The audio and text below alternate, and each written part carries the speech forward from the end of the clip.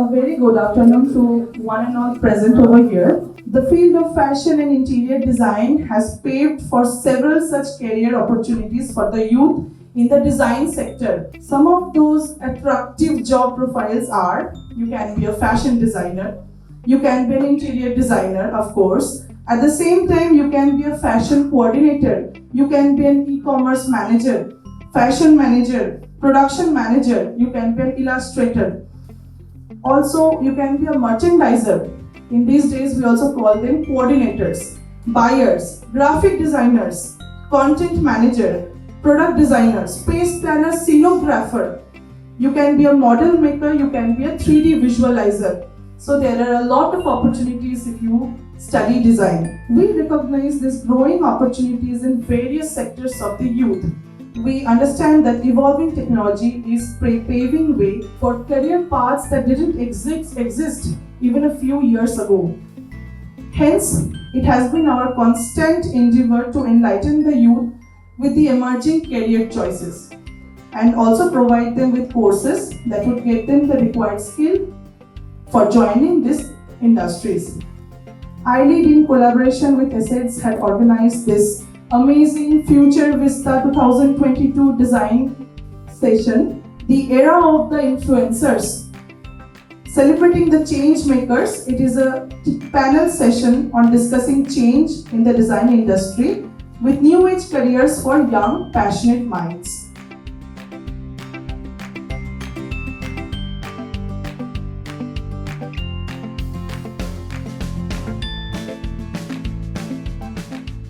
Indroneel, I think I love you from the day I have passed out from NIFT, Calcutta, and I'm like, I look up to you about your style and how you have influencing people with fashion and design, and now you are a grooming expert. And Christophe, I've been very privileged to know you since 2015. He runs an amazing initiative called Terra, Indica, working for street kids, and very happy and proud to tell that our first batch of students from Assets in interior design, Bhola, is now a director in his company. So I feel a very, very proud moment, you know. So my question to you is that we all know that you have been through a journey, and I think it's a tough journey, you know, because what we see from outside with all this fame, glamour, lies a very, very tough journey which you go. You know, but as a design influencer, what was that moment when you actually felt that, yes, I am changing someone's life or I am influencing? So any moment in particular which you can recall and you can share with our audience? So I think talking about influence and talking about that one moment wherein I felt that I have arrived, not to sound like Batman, by the way, was, you know, so I have always been someone like, you know, when I grew up, so yeah, let me start by saying that I'm growing old. I am old now. So yeah, when I was growing up, social media was not as big a rage or as big an influence, if I may say so, which it is now. So back then, we just had fashion magazines, which would kind of dictate what the norm was, what the beauty standards were, and we all know they were only about selling fairness creams, right? Like back in the day, that's what I'm talking about. But I'm so glad that times are changing now, and with so much of inclusivity coming into the scene and so many influencers actually promoting that, things have really changed. So you guys are actually growing in a better era, at least when this matter is concerned. I will definitely share like the bad side of it too as well. So yeah, for me, when I started and even like, let's say a few years into the scene of my blogging, I think for me, since I grew up with a lot of insecurities about myself in terms of my skin, lack of hair, not really adhering to the norms, beauty standards. Of course, like magazines made you feel like shit because of course they wanted to sell you products, right? So they had to create that insecurity in you. And the young me definitely fell a prey to that as well. So when I started blogging, I did start talking about all of these insecurities, everything. And that's when a lot of people struck a chord with me as well, when I would get DMs saying that, you know, we had been feeling like this as well. And I'm so glad that you could actually open up about insecurities, about pigmentation, acne, things as they are. I mean, not everyone has to look a certain way. So when that connect was struck with people, I felt I have arrived. I felt that, you know, I'm really making a difference, wherein I could kind of instill confidence in someone that, you know, whatever or however you look like, you are a person of worth, so you should not really feel any other way. And I've been someone who's always experimented with the hair and everything. So there was a time when I even shaved off my head. So a lot of people do that not because they want to do that, because they're left with no other option, because they're a survivor or so. So I got a lot of messages when I'd shaved off my head voluntarily that, you give us so much confidence, because I'd want everything considered outrightly feminine, like a lehenga or whatever, with that shaved head. And people were like, we would never do that, and we're so glad that you've inspired us and given us that confidence to rock any overly feminine look, quote unquote, that we wouldn't have thought of doing with this shaved off head. So I think that, I would say, was my moment wherein I felt that I may have made a difference. Even if it's one person's life, I could have done something, and I have done something. So yeah, that was my moment. Sorry, kind of long a moment, but yeah, that was mine. I think what an amazing story, like what a change she's bringing. I think kudos. And I think we need more and more influencers like her now. Coming next to the Indroneel Dar, like what was your moment which you can share? Just point out one moment would be not enough, because I have many moments like that. And if she's saying she's growing up, I'm a fossil. So I think you are a lovely fossil, the most beautiful fossil we have seen. So when I started, I think Instagram was not even there, because it came somewhere in 2010. 10 or 12 in India, and I think Facebook was there, and Orkut was. And I just think we are getting the over. Orkut generation, right? Yeah, we are the Orkut generation. Yeah. So I was very active in Orkut as well. But then I started Facebook, and when I went to study abroad in Italy, that time abroad social media was very much in. They were using it. They were telling us in classes that it's going to be the next big thing. You need to work on it. So when I came to India around 2012, when I started my brand, I was very active on Facebook, because I thought, okay, I'm going to make it happen. Because when you start off as a designer, what happens is there are a lot of lobbies, and there is a lot of things to, you can't just achieve what you want in a quick way. You really have to work hard. You have to know the right people to get published, to get the right people wear your garments. So it wasn't very easy for me to begin with, because I had to break the ice there. But then I started doing social media, because that's something I had it in my own hands. I was the boss of it. I knew exactly what I wanted to showcase. I didn't want to depend on any lobby or anything. So I started doing it from scratch. Even the smallest thing, like going to the a bathroom selfie or something. And most of my designer friends used to tell me, are you mad? Why are you posting that? Like, what's the reason? There's something called privacy. You need to be a little private. You can't just give everything on social media, and all that jargon I had to face when I started. Today, all of them, after 10 years, are doing the same thing. They're posting their gym selfie, their bathroom selfie, because now they know, oh, it works. It sells. People want to see what your day-to-day life is, because they sort of picture you as somebody, different. And they want to know what exactly are you doing on a daily basis.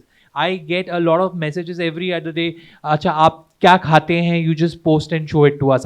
They want this. They want to see what you're doing on a daily basis. So this is it. For me, the turning point came when I made an influence. A lot of people, they started coming out, because many people stay in the closet, seeing me living my life on my own terms, being myself, dressing whatever I feel like I wear. And they used to just get inspired. And that used to encourage me to do even more, because it was just not for me, because I knew that if I am making a bold statement, or I'm doing something, dressing up in a different way, I'm inspiring somebody else to, Right, it's actually a changing life, to be very honest. So that's what encourages me, and that was my turning point. And I thought that influencing can really make a change in people's lives. So that's how it happened. But I started like I said. So you were the trendsetter of the bathroom selfie. So now we know that who started the trend. But what an amazing story. And this month being a Pride Month, I think we all celebrate people who they are, irrespective of their various other things. And we have put the society has put up a so-called stupid closet, but I think it's time now to break that closet, and everybody should be free of it. Thank you so much. So with Christophe, since you are working with so many kids, and you are actually, to be very honest, changing their life through empowering them by giving them skills which are like real life skills, and I have witnessed myself. So what was your first moment when you really had that sense of, I would not tell achievement, but a sense of pride, where you tell that, okay, yes, I am changing someone's life or influencing someone? In terms of influencing, I think the Calcutta scene in terms of design and interior, I think we were quite innovative in the way we approach, reusing old furniture, preserving casted irons, trying to bring distress finish. We started like this 15 years ago, and there's a lot of now designers who are trying to bring up, value from discarded furniture, trying to revive a little bit the Calcutta ancient Tunga. And I think we were kind of innovator at the time. When you feel really that you have influenced someone, is mostly my team, the people we have trained. When you have achieved something and it's still there to watch for everybody and comment, and when they see the work we have produced, and what is a bit different with fashion is when you produce a furniture or an interior, it stays at least for 5-10 years, so you can come again to it and see it. And whenever you see it and you feel proud that and when they say, I'm proud I was there, I did that, it's where you feel really you have made a change in people's life, that very proud of what they've done. So I mean, I'm a craftsman, and all my team around me are people who really use their hands, and it's really what we tend to forget it in India, but this is one of the activity which will bring you the most satisfaction and joy, is actually to work with your hands, use tools, plan, and achieve. There is no better feeling. Even when you carve or when you walk, you come in sort of meditation, which is really bringing you peace and relaxation. So I think for those who have learned this job, they have transformed their life somehow. And I'm very happy to have contributed a little bit in teaching them. I wanted to know with especially Srishti or Indroneel that when we see your Instagram pages, okay, you have amazing number of followers, every post looks amazing, super stylish, a nice write-up, hashtags, which actually people consume, your audience consume. But behind that one picture lies a journey of that hard preparation which people don't get to see. So what is the method you practice? Like, do you is it very spontaneous, or do you really prepare and think, or do you also go through a phase where you tell that, okay, should I post it or not post it? I think, Indroneel, I don't want to ask you this question because you are very spontaneous, I know, and you post, you don't care what people think. But what about Srishti? Like, what? So the popular belief is that what influencers do is sirf kapde pehnte ho, photo kheenchte hain. But honestly, there's so much more to it, guys. We're not just hangers, so please start respecting influencers a lot more than which is there. So yes, I think a lot of planning goes into every post, as Alok did mention as well. And of course, so it depends, like some posts can be spontaneous, some posts are something which takes a lot of planning, even in terms of months of planning, because I do a lot of content which is also story based. Like there's a certain thing which attracts me a lot, in the sense, back in the day I had done a whole story on role reversal. So typically what professions you would only see men oriented, I had basically reversed those and done a shoot for that. So that involved a lot of planning in terms of scouting for locations, the kind of images that would be, so referencing, talking it out with the photographer, the other team members, shooting, styling, editing, the kind of content in terms of the write-up that would go with it. So it's not just a picture, honestly, that you see, but there is so much more to it. There's a whole procedure which is like divided into micro tasks, which actually becomes a whole different thing. It's actually like a film, like, there's so much months and months goes into a production, and I was designing for a Bengali Tollywood film, and then I could realize that, oh my God, it's such a hard work, the entire pre-production, then the shoot, then the post-production, and then the release and everything. So so I think all of you now know that it's not only one picture, but there's an entire preparation phase going on. So now I think Indroneel can tell something about his. Well, nobody really speaks about the grime behind the glamour, because people see the glamour and they say, "Arey, they are looking very fashionable. इनको क्या है बस खड़े होके 4 photo लगा देते हैं and they are all over the place. It's not that. You really have to think hard. I'm right now in a contract with Instagram. They send me a whole brief. They ask me, this is the kind of music I need to use. This is the kind of hashtags I have to use. This is the kind of clothes that have to come in. So earlier when I started, it was very spontaneous. Yes, I agree. I used to just do whatever I felt like. But now it's a whole industry. We are paid good amount of money. So they expect us to work also, as per the remuneration we are getting. So there's a lot of things that goes behind it. You are expected to do a lot of things. They have a proper content that is given to you. They want you to dress up in certain way. Everything is specified. Even the music which is trending, like they tell us that use these tracks because this will get you more followers or this will get you more views. So we have to do that. Christophe, anything you want to, like how active you are on social media or? Yeah, I mean, it's as a director of a company, I think it's absolutely essential to work on your social media. Also, for me, also it's very new because I grew up, we did not have mobile, so it's just like. And it was a difficult thing to step in for me because I was absolutely new to that and not very extroverted. So I, speaking about the work, and so we had to learn how to take good photos for the social media, how to make posts which are interesting. All these things is something you cannot neglect for your business. It's an essential part of your business. So it's something you really need to look into. And as well for the NGO, if you are not, so we have a lot of activities and all, working with the children, bringing kids into sport, into rugby, growing in different schools, rescuing children from child labor. All this is going on. But if you don't speak about it, nobody hears you. And if nobody hears you, then you cannot get funds for your work. So these are, things which were not existing like 15 years ago, and today they are essential.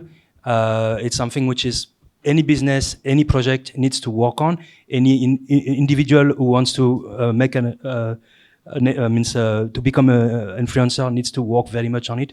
And yes, it's a very growing industry that has to be very much looked into. Actually, ma'am told that there's a thing like that creativity and selling. Right. So there's a difference between it. So can you just make it a little bit elaborate that how we can like differentiate both? Because if we are into the passion and we have to come out to the market and sell it also. So I really want to know the difference, that how it works. So creativity part, when we talk about, is the creativity which you use, the skill which you use to create things. That is one aspect of any business. The selling aspect is the other part of it, wherein all the products or services that you've created need to reach the people. There should be buyers for it. So these two are two completely different set of skills is what I would say. And as I mentioned, I don't have both of these skills. Mere paas se first part of the skills tha. So for some people who possibly have both of these skills together, a combination which is not uncommon, but definitely a combination which is rare, it's okay. But if there is someone who's great at creating things, there's so many brilliant creators out there, but they don't know how to take it to the market, how to make it sellable, how to make people feel the need to buy it. Always collaborate with someone or hire someone who can do that bit for you, who's a specialist. So delegation again is very important. Collaboration again is very important. If you're good at a certain thing, initially hum sabhi try karte hain that do everything. Honestly, that just leads to one khichdi and nothing else. Try delegating, have a team, know and focus on your core activities or your core strengths. Sab kuch karne jaoge, honestly, you're just gonna be like frustrated. You're just gonna not have any time on your hands to do something that you are best at. So always focus on that. The rest of the things, hire, collaborate, delegate. That's what I would recommend. I hope that cleared it out. Ki maine aur confuse kar diya. All right, thank you. I will just add on to this that if you believe in the product, matlab, no matter how much you have a self-doubt about it, it will work. If you believe it, if you really believe it. But yes, it always helps if you have somebody who tells you about the logistics, tells you that is this possible or not. Because if I want to make a dress out of clouds now, it's not going to happen, right? But I have a vision. I have decided it should be a cloudy thing. So somebody has to come and tell me, it's possible, but these are the criterias ये होगा और ये हम लोग और pieces बना सकते हैं, इसका सेलिंग ये हो सकता है. सो अगर if you can't have that analytical mind of your own, it's always better to hire somebody who has and who guides you in this way. So this way your creativity and your selling can go hand in hand and you get the product right. I think that answers your question. It's an interesting question actually, because that is where I think Thank you. lot of design students or startups or people who are starting, they get I think it's a cycle. If I'm a good designer, I don't know how to sell. If I want to sell, I cannot design. So I think like how they said, is always important. Believe in your product and collaborate. Seek out persons who can. If you can design, they can sell. And be loyal in that partnership. That is very important. So this is a sustainable, upcycled earring made by our student. So I hope you love it, and yeah, you will wear it. Yes.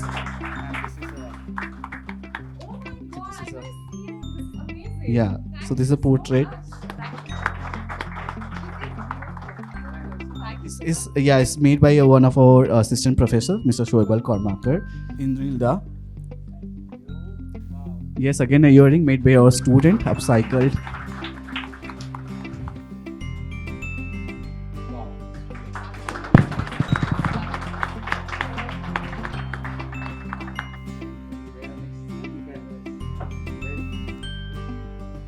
I had an absolutely brilliant session.